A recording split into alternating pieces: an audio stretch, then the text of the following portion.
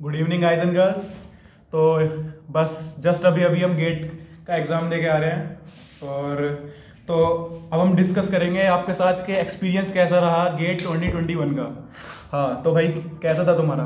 तुम बताओ पहले। इट वॉज बेसिकली मतलब इजी पेपर था काफ़ी, नॉट दैट मच टफ जो हमने हवा बना रखी थी कि भाई ऐसा पेपर आएगा वैसा आएगा।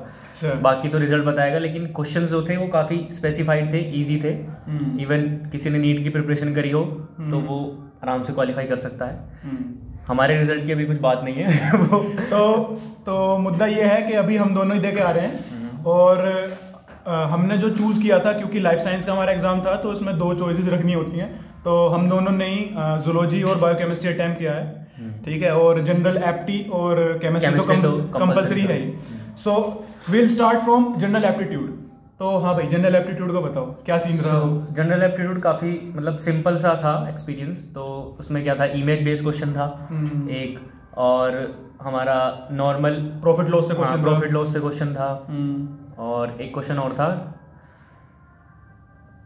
बोल कुछ। हाँ तो मुद्दे की बात ये है कि सिंपल 2-3 क्वेश्चन तो हमेशा गेट में आते हैं इंग्लिश बेस्ड, वोकैब बेस्ड, आपके वोकैबुलरी बेस्ड। ठीक है, और 1-2 क्वेश्चन आएंगे टिपिकल मैथमेटिक्स से, और बाकी एक्स की वैल्यू निकालने का क्वेश्चन आया था सिंपल। ठीक है, ये तो हुआ जनरल एप्टीट्यूड का, 10 क्वेश्चन होते हैं इसमें। और इस बार एक जो नई चीज हुई थी वो थी एमएसक्यू, जो जैम में आती थी मल्टीपल सेलेक्ट क्वेश्चन, वो इस बार इन्होंने गेट में भी इंट्रोड्यूस कर दिया। अब उसका फायदा भी हो सकता है, नुकसान भी। फायदा ये है नेगेटिव मार्किंग नहीं होती, तो आप कंपलसरी अटेम्प्ट करके आ ही सकते हो। ठीक है, लेकिन उसमें एक से ज्यादा क्वेश्चन मतलब तो आंसर हो सकता है, उसमें कोई नहीं भी हो सकता, उसमें चारों भी हो सकते हैं, उसमें कुछ भी हो सकता है वो बहुत तगड़ा तो थोड़ा सा मतलब वही कुछ अच्छाई के साथ कुछ बुराई आती है। हाँ तो now moving to chemistry. Chemistry कैसा रहा? केमिस्ट्री तो देखा जाए, अगर किसी ने तैयारी करी हो नॉर्मल भी, 12th लेवल की केमिस्ट्री थी, काफी इजी केमिस्ट्री थी। CSF से थे, क्रिस्टल फील्ड थ्योरी से काफी सारे क्वेश्चन थे और आइसोमर से रिलेटेड क्वेश्चन थे।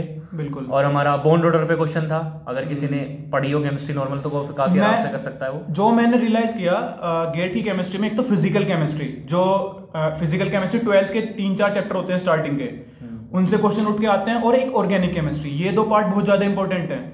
और न्यूमेरिकल्स क्वेश्चन थे, बट कहने के लिए न्यूमेरिकल है, हम लाइफ साइंस वाले डर जाते हैं न्यूमेरिकल्स देख के, बट बहुत इजी थे, simple numerical formula based question थे। ओके, सो अब बायोकेमिस्ट्री, शायद बहुत लोगों ने बायोकेमिस्ट्री अटेम्प्ट किया होगा, भले कोई माइक्रोबायोलॉजी का बंदा हो उसने बायोकेमिस्ट्री किया हो, बॉटनी वाले भी बायोकेमिस्ट्री करते हैं, तो बायोकेमिस्ट्री का थोड़ा डिटेल वो। तो बायोकेमिस्ट्री में क्वेश्चन आए थे हमारे, एंजाइम से रिलेटेड क्वेश्चन था, और एंजाइम काइनेटिक्स, एक इम्यूनोलॉजी से क्वेश्चन था, वो बायोकेमिस्ट्री का जूलॉजी दोनों में आ सकता है। और क्वेश्चन थे हमारे एक क्वेश्चन था बेसिकली बायोकेमिस्ट्री में जो है, टिपिकल बायोकेमिस्ट्री नहीं है बायोकेमिस्ट्री में भी। अगर हम कहें उसमें कोई ऐसा कोई एंजाइम्स का ग्लाइकोलिसिस की, TCA साइकिल की कोई ऐसी बात ही नहीं हुई। ठीक है, उठ के क्वेश्चन है ना नॉर्मल आ रहे थे कि इम्यूनोलॉजी से एक क्वेश्चन आ गया, माइक्रोबायो से भी आ जाएगा, कहने के लिए बायोकेमिस्ट्री है। सेम यही हाल हर सेक्शन में है।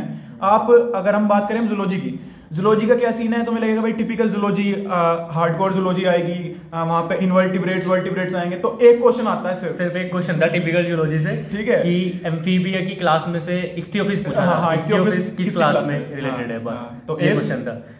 इक्तियोफिस is Reptilia, Amphibia, limbless Amphibia. मैं उसमें एव्स लगा के आ गया। चलो, और MSc जूलॉजी का स्टूडेंट हूं और मैं पढ़ के गया हूं वो पता नहीं क्यों। ठीक है, तो वो भी गलत हो गया। So guys, we are not that much professional, हम भी नॉर्मल हैं, आप जैसे ही, आप लोगों की तरह ही। हमने ज्यादा कोई तैयारी नहीं करी, मास्टर्स की पढ़ाई करते करते हमने एग्जाम दिया है।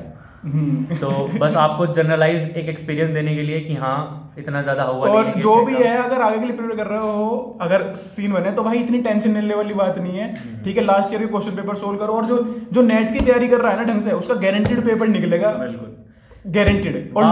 बार सेट है, अगर नेट यहाँ पर है ना तो गेट यहाँ पर है, मतलब इतना इजी है, कोई दिक्कत नहीं है। अगर किसी ने नेट की तैयारी करी हो जी लगा के, तो गेट तो वो निकाल ही देगा। हाँ बिल्कुल, ये वाली बात है। और बाकी उसमें जूलॉजी में भी बाकी क्वेश्चन ऐसे थे, बायोकेमिस्ट्री से थे, कुछ इम्यूनोलॉजी से थे, एक क्वेश्चन बिहेवियर से था, बहुत इजी था वो, इननेट वाला, इननेट बिहेवियर। ठीक है, तो वो एक्वायर्ड है, वो वाला ठीक है मेरा। ठीक है, अपार्ट फ्रॉम दैट अब बात करें कि भाई सीन क्या रहेगा रिजल्ट का, तो रिजल्ट आएगा मोस्ट प्रोबेबली नेक्स्ट मंथ तक रिजल्ट आ जाएगा गारंटेड, क्योंकि IIT थोड़ा सिंसियर है कंपेयर टू CSR। इनके रिजल्ट थोड़े टाइमली आ जाते हैं। अब इस साल थोड़ा हर एक इंस्टीट्यूट का ही थोड़ा अलग चल रहा है तो कह नहीं सकते।